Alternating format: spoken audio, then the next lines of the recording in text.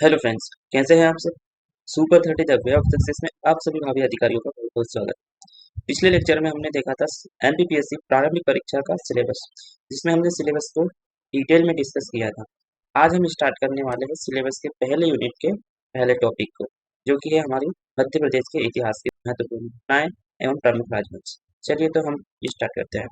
महत्वपूर्ण घटनाएं पे पहली महत्वपूर्ण घटना है इतिहास की, चरण पादुका नरसंहार।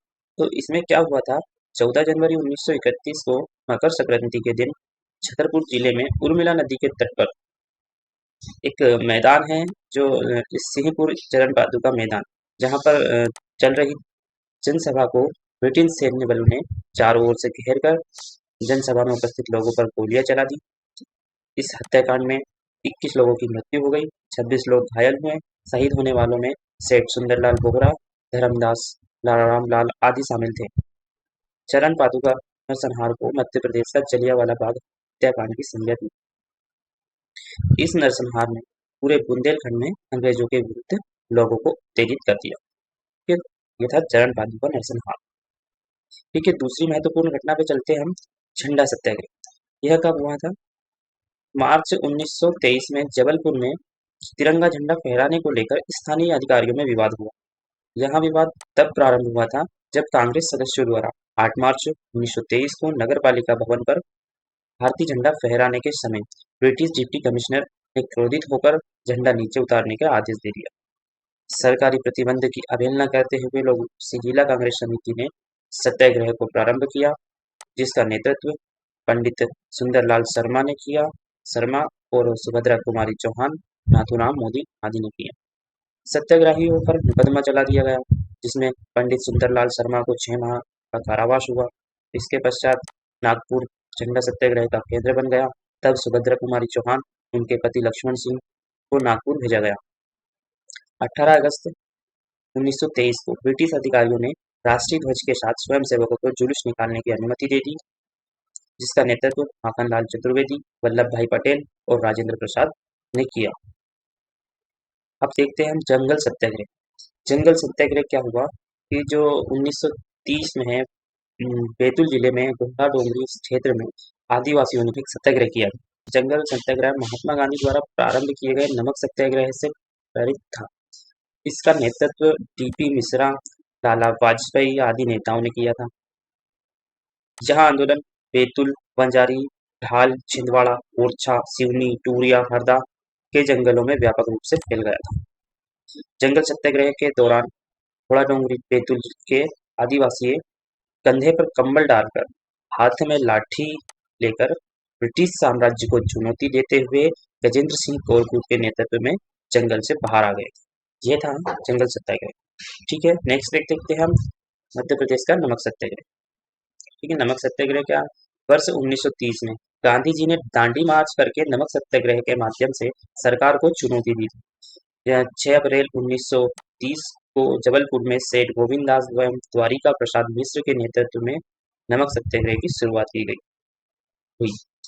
सत्याग्रह के दौरान सिवनी जिले के श्री दुर्गा शंकर मेहता ने गांधी चौक पर नमक बनाकर सत्याग्रह किया। मध्य प्रदेश के जबलपुर और सिवनी के अतिरिक्त खंडवा, सीहोर, रायपुर आदि नगरों में भी नमक कानून तोड़ा गया। ये था नमक सत्याग्रह। नेक्स्ट देखते हैं हम सोहावल का नरसंहार। सोहावल का नरसंहार सतना जिले के सिंहपुर के समीप हिनौता गांव में 10 जुलाई 1948 को सोहावल रियासत में ब्रिटिश शासन के विरुद्ध में लाल बुद्ध प्रताप के सिंह के नेतृत्व में एक आम सभा का आयोजन किया गया। इस सभा में सम्मिलित होने जा रहे लाल बुद्ध प्रताप सिंह, रामाश्रय गौतम, मंदिर पांडे की माजन गांव के समीप ब्रिटिश सैनिकों द्वारा गोली मारकर हत्या कर दी गई। इस हत्याकांड को माजन गोलीकांड हत्याकांड और सोहावल का नरसंहार के नाम से जाना जाता है। ठीक है, अगला देखते हैं हम पंजाब मेल हत्याकांड। 24 जुलाई 1931 को वीर यशवंत सिंह देव नारायण तिवारी और दलपत राव ने खंडवा रेलवे स्टेशन पर हमला करके ब्रिटिश अधिकारी हेक्सेल की हत्या की थी, जिसके पश्चात 10 अगस्त 1931 को खंडवा अदालत में मुकदमा प्रस्तुत किया गया और 11 दिसंबर 1931 को यशवंत सिंह देवनारायण तिवारी को फांसी की सजा सुनाई गई और दलपत सिंह को काले पानी की सजा सुनाई दी। ये था पंजाब मेल हत्याकांड। चावल आंदोलन, अब ये चावल आंदोलन 28 फरवरी 1947 को रीवा राज्य में जबरिया लहरी वसूली के विरोध में त्रिभुवन तिवारी और भैरव प्रसाद उर्फ माल्या ने आंदोलन प्रारंभ किया। रीवा राज्य के सैनिकों द्वारा इन दोनों ही क्रांतिकारियों की हत्या कर दी गई।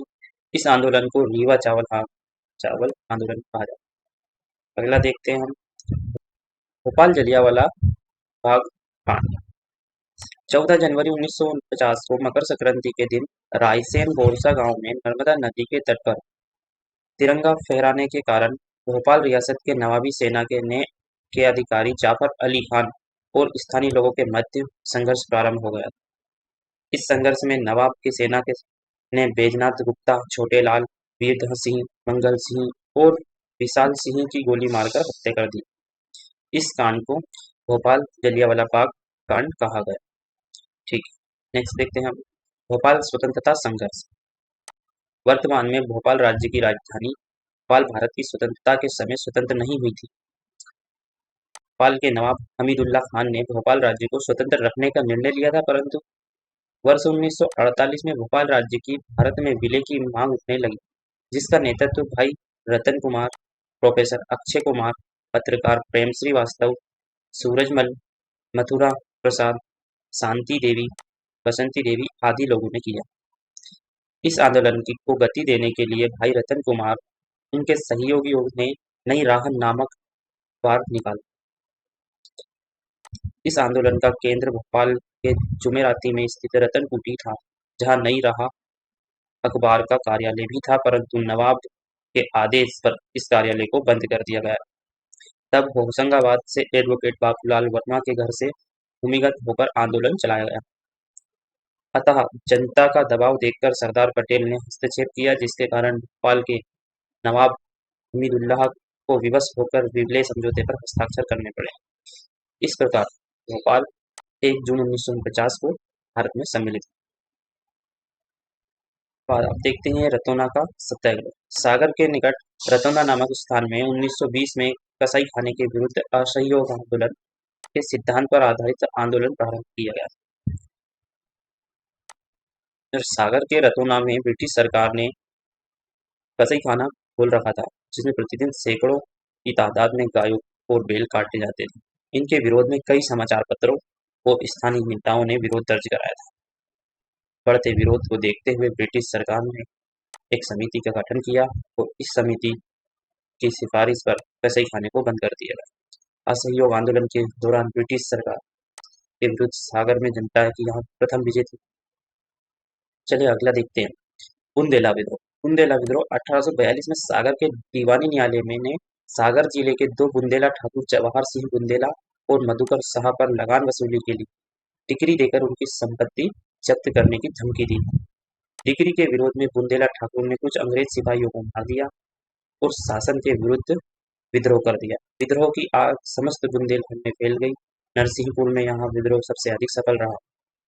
नरसिंहपुर से विद्रोह का नेतृत्व गौड़ राजा दिलहन शाह ने किया। इस विद्रोह की आग जबलपुर में भी फैल गई, जहां हीरापुर के राजा हृदय शाह ने इस विद्रोह का नेतृत्व किया। बुंदेला विद्रोह का परिणाम यह हुआ कि नर्मदा के दोनों तटों के बहुत बड़े भाग में विदेशी सत्ता कुछ समय के लिए समाप्त हो गई।